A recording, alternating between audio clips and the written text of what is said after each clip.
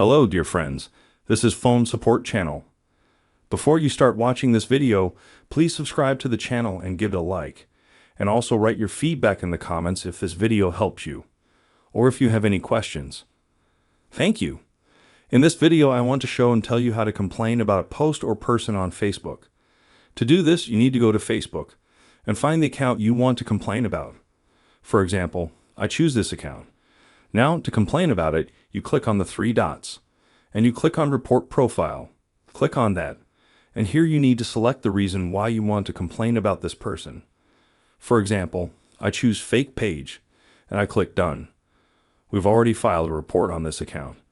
Do exactly the same, but choose the right reason. As you can see, this is a very simple and quick way. Done. There's nothing complicated about it. If you like this video, put likes and subscribe to the channel, and also watch other useful videos on the channel. That was Phone Support. Bye bye. See you later.